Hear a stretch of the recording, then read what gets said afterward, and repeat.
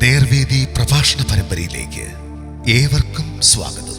സുവിശേഷകൻ കുഞ്ഞുമോൻ തോട്ടപ്പള്ളി ഇപ്പോൾ നിങ്ങളുമായി ദൈവവചനം പങ്കുവെക്കുന്നു. ശ്രദ്ധിച്ചാലും.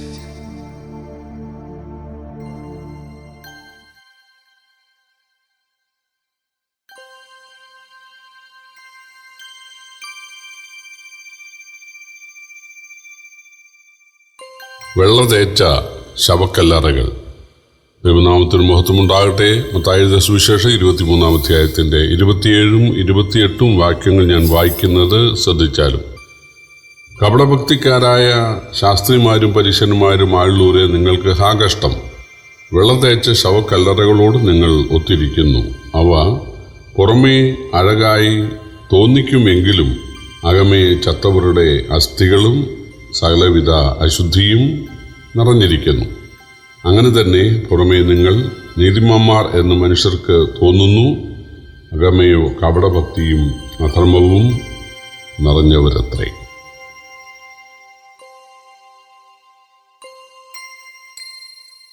കർത്താവായ യേശുക്രിസ്തു ഏറ്റവും ശാസിച്ചിട്ടുള്ളത് കപടഭക്തിയാണ്. കപടഭക്തി എന്നുള്ളത് മനുഷ്യനെ മാത്രമല്ല, ദൈവത്തെയും വഞ്ചിക്കാൻ ശ്രമിക്കുന്നതാണ്.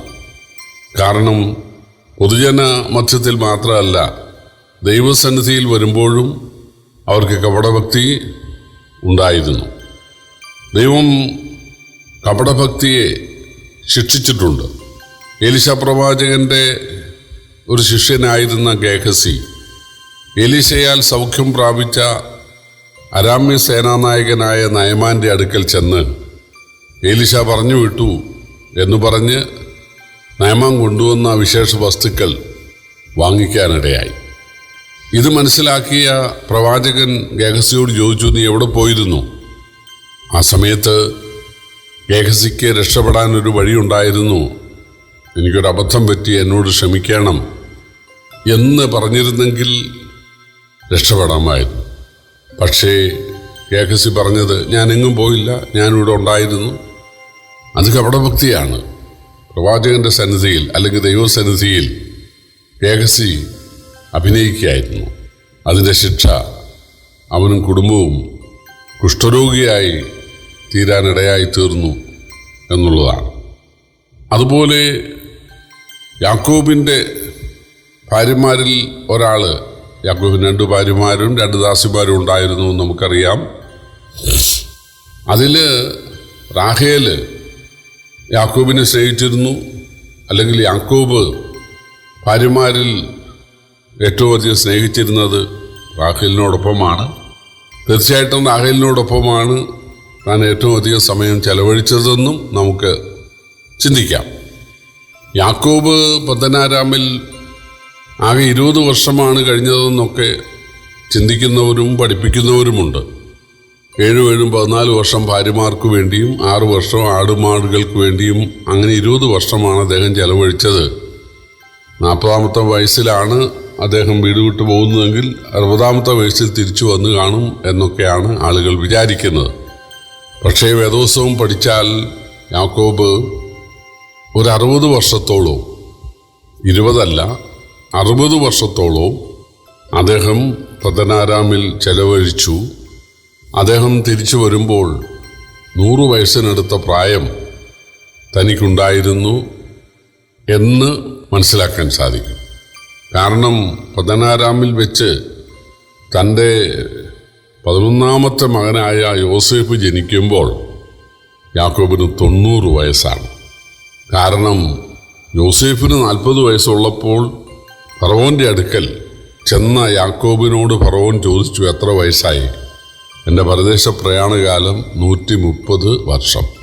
അപ്പോൾ യോസേഫിന് 40 വയസ്സുള്ളപ്പോൾ യാക്കോബിന് 130 ആവുമ്പോൾ യാക്കോബിന് 90 വയസ്സുള്ളപ്പോഴാണ് യോസേഫ് ജനിക്കുന്നത്.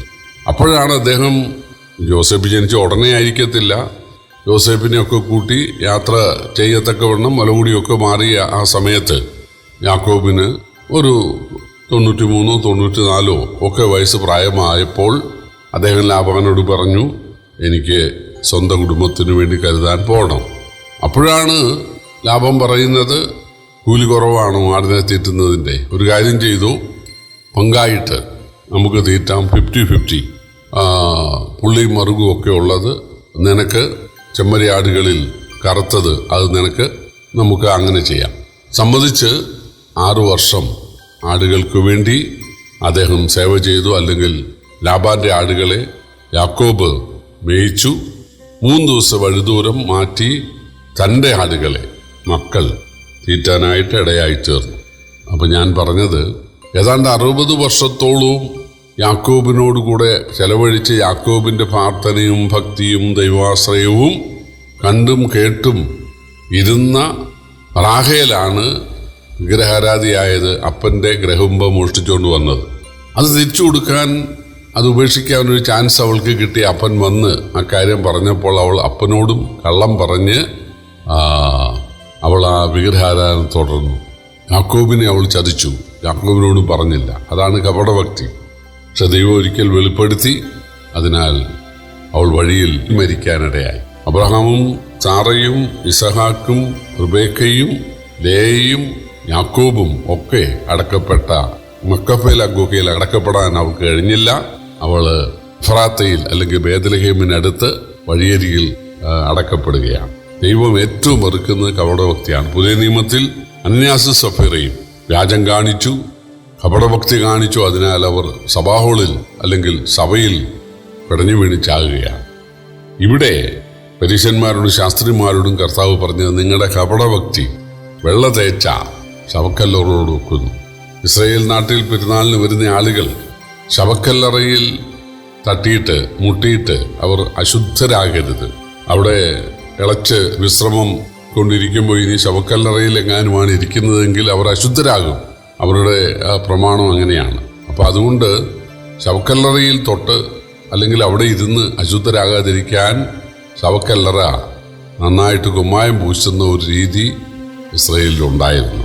പക്ഷെ അകം മുഴുവൻ അസ്ഥികളും പുഴുവും അല്ലെങ്കിൽ നാറ്റം പിടിച്ച അവസ്ഥയാണ്. പുറം വളരെ മനോഹരം. യേശു പറയുകയാണ്, ഈ ഇസ്രായേൽ നാട്ടിലെ ശവക്കല്ലറ പോലെയാണ് നിങ്ങൾ. പുറം വളരെ മനോഹരം. ദൈവം ഹൃദയത്തെയാണ് നോക്കുന്നത്. ഹൃദയശുദ്ധിയാണ് വേണ്ടത്. യേശു പാപികളെ രക്ഷിക്കാൻ, ശുദ്ധീകരിക്കാനാണ് വന്ന് യേശുവിനെ രക്ഷകനായി സ്വീകരിച്ചാൽ ഒറ്റ നിമിഷം കൊണ്ട് സൃഷ്ടാവായ കർത്താവ് നമ്മുടെ അശുദ്ധി മാറ്റി നമ്മളെ ദൈവമക്കളാക്കും. ഇതാണ് സുവിശേഷം. കർത്താവ് നമ്മെ സഹായിക്കട്ടെ. യേശുവിനാൽ ശുദ്ധീകരണം പ്രാപിച്ച് പുതിയ സൃഷ്ടികളായി കപടഭക്തിയൊക്കെ വെടിഞ്ഞ് നല്ല ഭക്തരായി തീരുവാൻ ദൈവം ഏവരെയും സഹായിക്കട്ടെ. കർത്താവിൻ്റെ വിലയേറിയ നാമം വാഴ്ത്തപ്പെടുമാറാകട്ടെ.